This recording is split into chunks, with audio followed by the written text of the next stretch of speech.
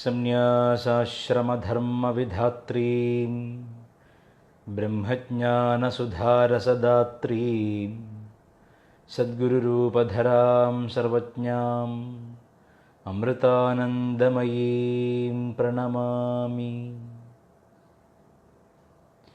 സ്ഥാപകായ ച ധർമ്മസ്യ സർവധർമ്മസ്വരൂപിണേ അവതാരവരിഷ്ഠായ രാമകൃഷ്ണായ തേ നമഃ. മൂകം കരോതി വാചാലം പങ്കും ലംഘയതേ ഗിരിം യത്കൃപാതമഹം വന്ദേ പരമാനന്ദമാധവം.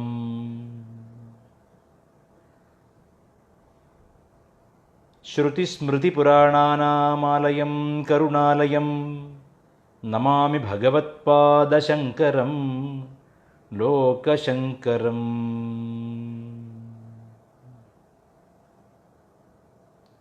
ജയ ജയ ശങ്കര ഹര ഹര ശങ്കര, ജയ ജയ ശങ്കര ഹര ഹര ശങ്കര, ജയ ജയ ശങ്കര ഹര ഹര ശങ്കര. നമസ്കാരം. മറ്റൊരു ശുഭദിനം കൂടെ നമുക്ക് കിട്ടിയിരിക്കുകയാണ്. ഈ ഭൂമിയിൽ നമ്മുടെ വാഴ്വ് കിനാവും കഷ്ടവുമാണെന്നാണ് മഹാകവി കുമാരനാശാൻ പറഞ്ഞിട്ടുള്ളത്. അവനി വാഴ്വ് കിനാവു കഷ്ടം എന്നാണ് പറഞ്ഞിട്ടുള്ളത്. ശ്രീമദ് ഭഗവത്ഗീതയിൽ കഷ്ടം പിടിച്ച ഈ ലോകത്ത് ജീവിക്കാനുള്ള ഒരു ഉപായം പറഞ്ഞു തന്നിട്ടുണ്ട് ഭഗവാൻ ശ്രീകൃഷ്ണ പരമാത്മാവ്. ഭഗവാൻ പറഞ്ഞ ഉപായം നമ്മൾ എടുത്ത് ജീവിക്കാത്തതാണ് പ്രശ്നം. ഈ ലോകത്തിലെ ജീവിതത്തിൽ എല്ലാവർക്കും 24 മണിക്കൂറും 365 ദിവസമൊക്കെ തന്നെ ഉള്ളൂ. ആർക്കും വ്യത്യാസമൊന്നുമില്ല. പക്ഷേ ചിലർ കൂടുതൽ ജീവിതത്തിൻ്റെ ആനന്ദത്തെ, തൃപ്തിയെ കയ്യേറ്റ് ആനന്ദിച്ചു ജീവിക്കുന്നു. ഞാൻ മുമ്പെപ്പോഴോ വായിച്ചൊരു ഓർമ്മയുണ്ട്. സാൽവദോർ ഡാലി എന്ന് പറഞ്ഞ വിശ്വപ്രസിദ്ധനായ ചിത്രകാരൻ എന്ന് മാത്രം പറഞ്ഞുകൂടാ, ഒരുപാട് ക്രിയേറ്റീവായിട്ടുള്ള കഴിവുണ്ടായിരുന്ന മഹാനായ വ്യക്തിയായിരുന്നു ദാലി പറഞ്ഞിട്ടുണ്ട്, ചില ദിവസങ്ങളിൽ ഞാൻ വിചാരിക്കും സംതൃപ്തി കൂടിയിട്ട് ഞാൻ മരിച്ചു പോകും എന്ന്. ദാലിയൊക്കെ സംബന്ധിച്ച് 24 മണിക്കൂർ തികയുമായിരുന്നില്ല.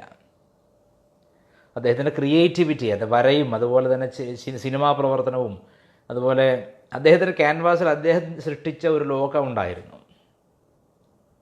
അപ്പോൾ ദാലി പറയാറുണ്ട്, some days I even think that I may die from an overdose of satisfaction.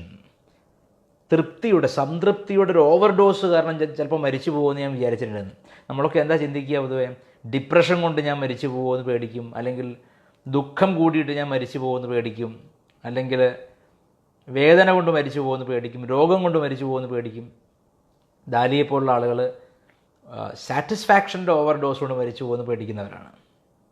Shrimad ഭഗവത്ഗീതയിൽ ശ്രീകൃഷ്ണ പരമാത്മാവ് ഒരു ഉപായം പറയുന്നുണ്ട്. ഈ കഷ്ടം പിടിച്ച ദുഃഖം നിറഞ്ഞ സംസാരത്തിൽ, ഈ ലോകത്തിൽ ജയിച്ചു പോകണമെങ്കിൽ ഒരു ഉപായമുണ്ട്.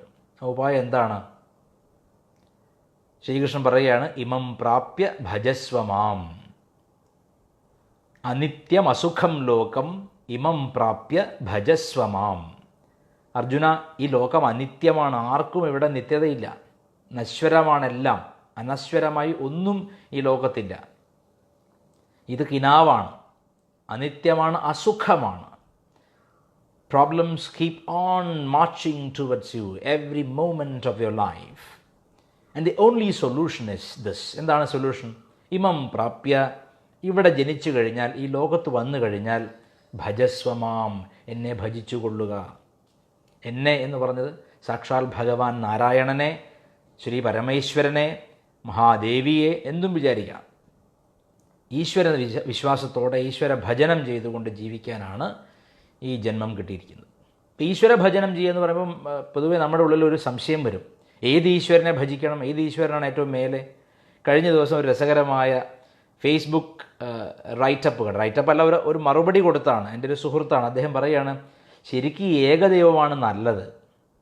എൻ്റെ അഭിപ്രായം അതാണ്, ഏകദൈവമാണ് നല്ലത്. എന്തിനാ ഇത്ര അധികം ദൈവങ്ങൾ? അത് വലിയ പ്രശ്നമല്ലേ എന്ന് പറയുന്നത് കേട്ടു. എത്ര അജ്ഞാനം നിറഞ്ഞ ഒരു സ്റ്റേറ്റ്മെൻറ്റാണതെന്ന് പറയാതിരിക്കാൻ വയ്യ. ഹിന്ദുക്കളിൽ 90% പേർക്കും ഈ ഒരു ഭ്രാന്തിയുണ്ട്.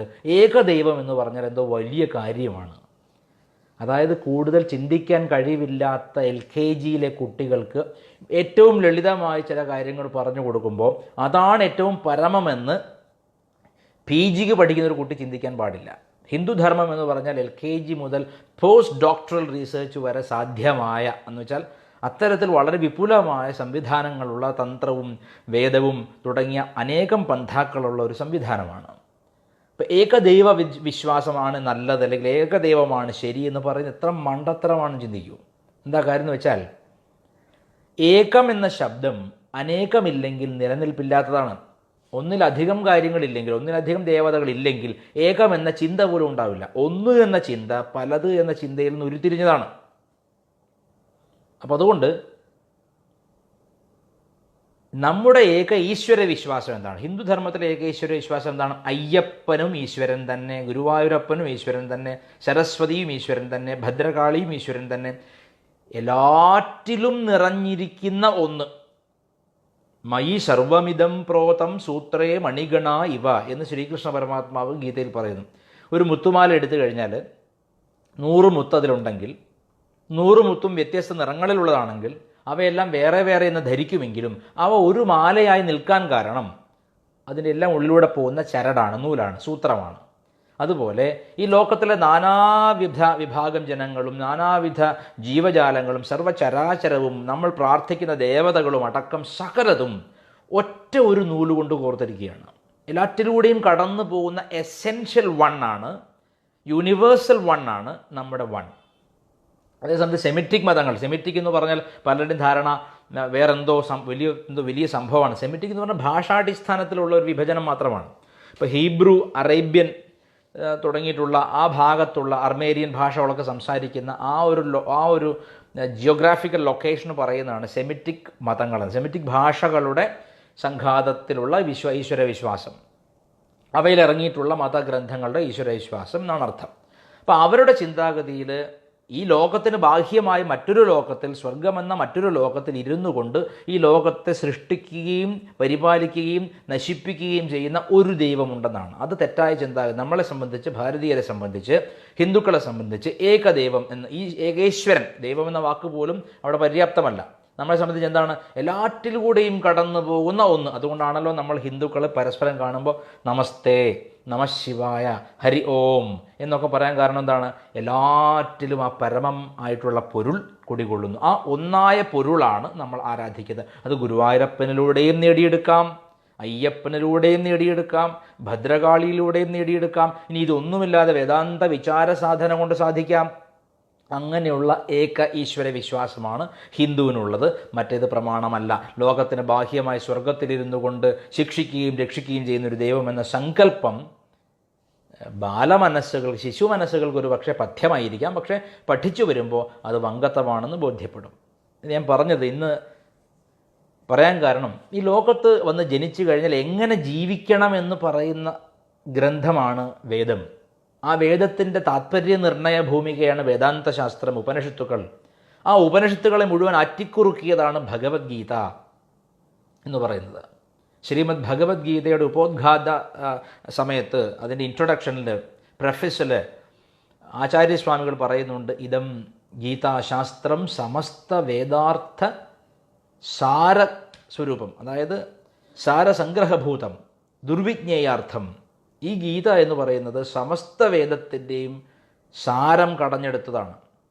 സമസ്ത വേദാർത്ഥ സാരസംഗ്രഹഭൂതം ദുർവിജ്ഞേയാർത്ഥം. അർത്ഥം ഗ്രഹിക്കാൻ പ്രയാസമുള്ളതാണ്, പക്ഷേ ഇത് വേദത്തിന് മുഴുവൻ സാരമാണ്.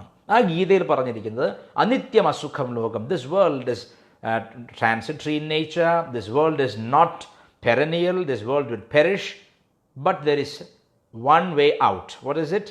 When you reach this world daily, every moment, sing the glory of the Lord, meditate on the lotus feet of the Lord. എപ്പോഴും പ്രാർത്ഥിക്കുകയും ഭജന ചെയ്യുകയും ചെയ്യാനുള്ള ഒരു മനസ്സ് ഉണ്ടാക്കി ഇമം പ്രാപ്യ ഭജസ്വമാം എന്നാണ് പറഞ്ഞത്.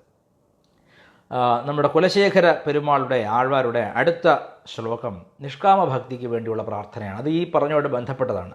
നാഹം വന്ദേ തവ ചരണയോർ ദ്വന്ദ്വമദ്വന്ദ്വഹേതോ കുംഭീപാകം ഗുരുമപി ഹരേ നാരകം നാപനേതും രമ്യാരാമാ മൃദുതനുലത നന്ദനേനാപിരന്തും ഭാവേ ഭാവേ ഹൃദയഭവനെ ഭാവയേയം ഭവന്തം. എന്താ പറയുന്നത്? ഈ എന്തിനാണ് ആളുകൾ മതത്തിൽ വിശ്വസിക്കുന്നത്, എന്തിനാണ് ഈശ്വരനെ വിശ്വസിക്കുന്നത് എന്ന് പൊതുവെ ചോദിച്ചാൽ പറയും സ്വർഗത്തിൽ പോകാനാണ്, സ്വർഗത്തിലെ സുഖങ്ങൾ എനിക്ക് നിഷേധിക്കപ്പെടാതിരിക്കാനാണ് ഞാൻ 5 നേരം നിസ്കരിക്കുന്നത്, നരകത്തിൽ എന്നെ പെടുത്താതിരിക്കാനാണ് ഞാൻ നിസ്കരിക്കുന്നത്, അല്ലെങ്കിൽ ഞാൻ പ്രാർത്ഥിക്കുന്നത്, മുട്ടിപ്പായി നിന്ന് ഞാൻ പ്രാർത്ഥിക്കുന്നത് നരകത്തിൽ എന്നെ പെടുത്താതിരിക്കാനാണ്, സ്വർഗത്തിൽ ചേർന്ന് അവിടുത്തെ സന്തോഷങ്ങൾ ആനന്ദങ്ങൾ അനുഭവിക്കാനാണ് ഞാൻ പ്രാർത്ഥിക്കുന്നതെന്നാണ് പൊതുവെ സെമിറ്റിക് റിലിജൻസ് ഉള്ളവർ പ്രത്യേകിച്ചും പറയുന്നത്. പക്ഷേ ഇവിടെ നോക്കൂ, ഹിന്ദുധർമ്മത്തിൽ ഒരു ഭക്തൻ എന്ന് പറഞ്ഞാൽ ആരാണ്? അവന് സ്വർഗത്തിലെ സുഖവും വേണ്ട, നരകത്തിലെ ദുഃഖവും വേണ്ട. സ്വർഗത്തിലെ സുഖത്തിലും നരകത്തിലെ ദുഃഖത്തിലും അവന് താത്പര്യമില്ല. ഈ ദ്വന്ദ്വം എന്ന് പറഞ്ഞാൽ എന്താണ്? സുഖം ദുഃഖം, ഇക്കഴ്ത്തൽ പുകഴ്ത്തൽ, ചൂട് തണുപ്പ് തുടങ്ങി ശരീരത്തെയും മനസ്സിനെയും ബാധിക്കുന്നതായിട്ടുള്ള എതിർ സ്വഭാവമുള്ള കാര്യങ്ങൾ എപ്പോഴും വന്നുകൊണ്ടിരിക്കും. ചിലപ്പോൾ നമ്മെ വളരെ റെസ്പെക്റ്റ് ചെയ്ത്, നമ്മളെ വളരെ ബഹുമാനിച്ചുകൊണ്ട് ചിലർ സംസാരിക്കും. ചിലർ നമ്മളെ അങ്ങേയറ്റം താഴ്ത്തിക്കെട്ടിക്കൊണ്ടും ഇക്കഴ്ത്തിക്കൊണ്ടും മോശമാക്കിക്കൊണ്ടും പറയും. ചിലർ നമുക്ക് പൂച്ചെണ്ടുകൾ തരും, ചിലർ നമുക്ക് നേരെ കല്ലെറിയും. ഇതൊക്കെ ദ്വന്ദ്വങ്ങളാണ്. ചില ദിവസങ്ങൾ വളരെ സുഖമുള്ളതായിരിക്കും, ചില ദിവസങ്ങൾ വളരെ ദുഃഖമുള്ളതായിരിക്കും.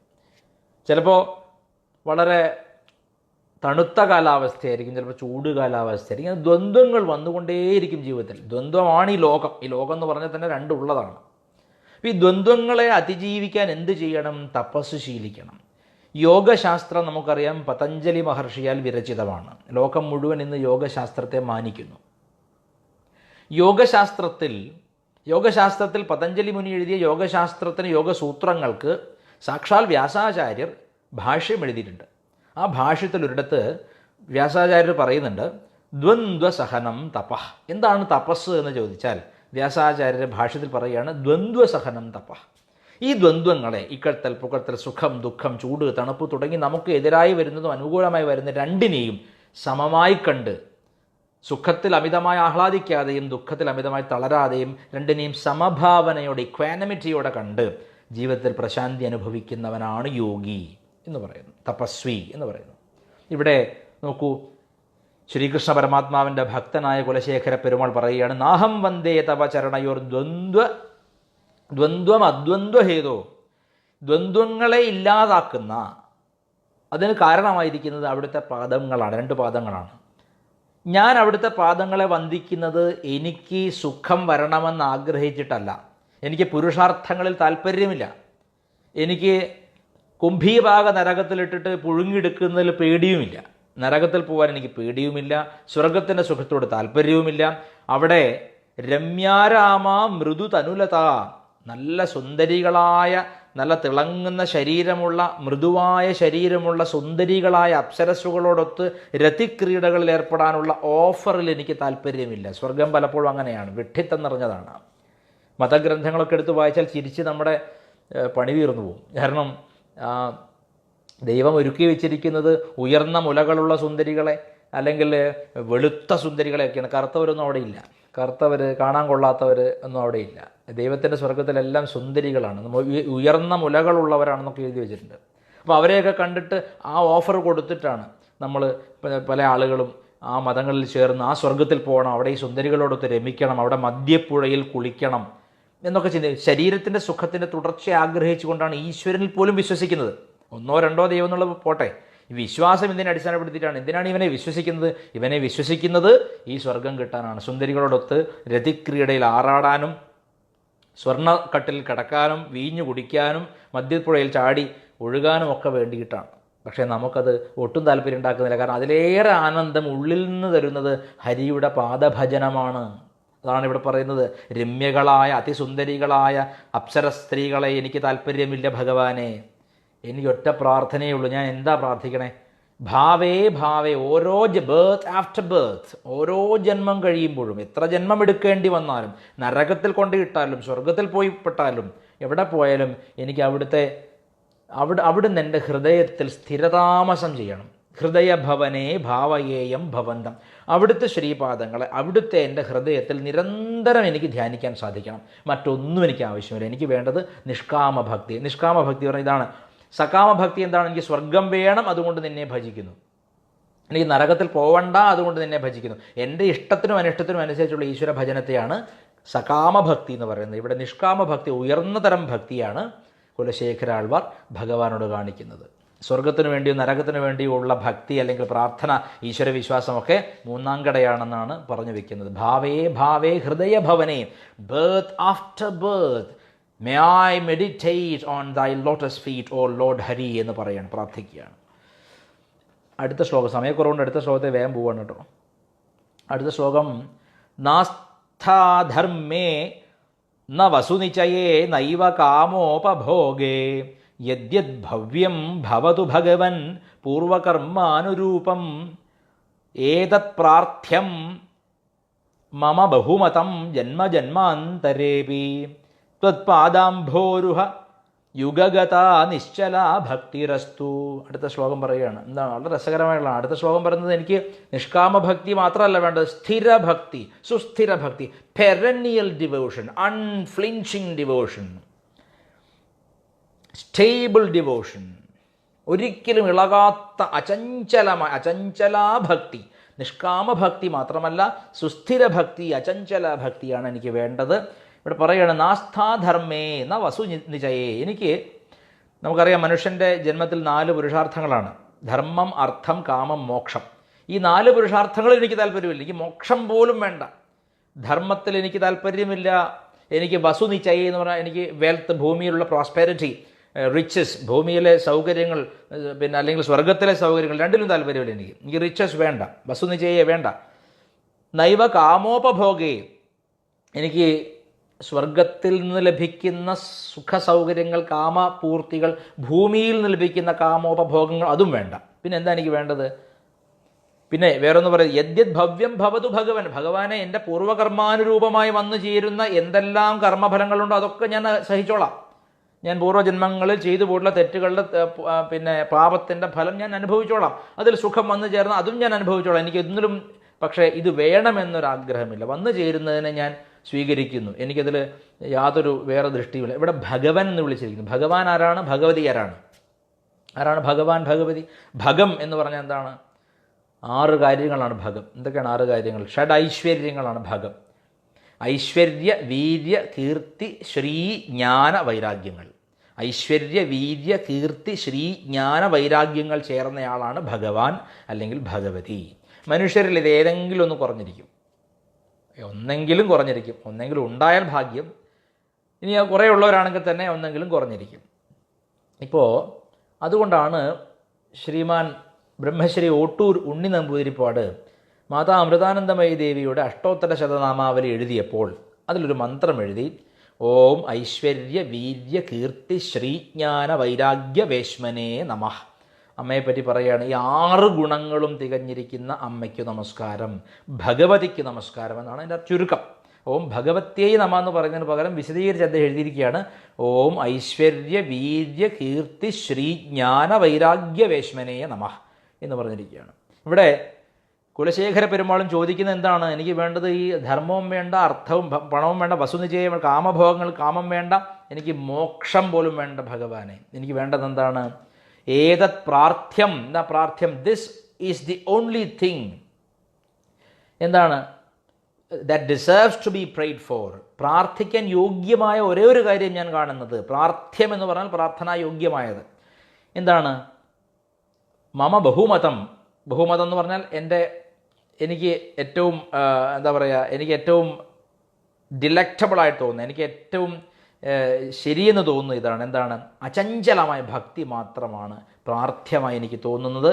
നിശ്ചലാ ഭക്തിരസ്തു, നിശ്ചലമായ ഭക്തിയാണ് എനിക്ക് പ്രാർത്ഥ്യമായി തോന്നുന്നത് എന്ന് അദ്ദേഹം പറഞ്ഞു വയ്ക്കുകയാണ്. നിശ്ചല ഭക്തി മാത്രമാണ് എനിക്ക് പ്രാർത്ഥ്യമായി തോന്നുന്നത്. കാമമോ മോക്ഷമോ ഭോഗമോ ഒന്നും വേണ്ട, ധർമാർത്ഥ കാമ മോക്ഷങ്ങളും വേണ്ട. എനിക്ക് വേണ്ടത് നിശ്ചലമായ ഭക്തിയാണെന്ന് നമ്മുടെ കുലശേഖര പെരുമാൾ പറഞ്ഞു വരുന്നു. ഈ ദിവസവും നിങ്ങൾക്ക് ധന്യമായി തീരട്ടെ. ഇന്നു പറഞ്ഞ കാര്യങ്ങൾ വളരെ ശ്രദ്ധയോടെ അനുസന്ധാനം ചെയ്ത് ധ്യാനം ചെയ്യണം എന്ന് പ്രത്യേകം പ്രാർത്ഥിക്കുന്നു.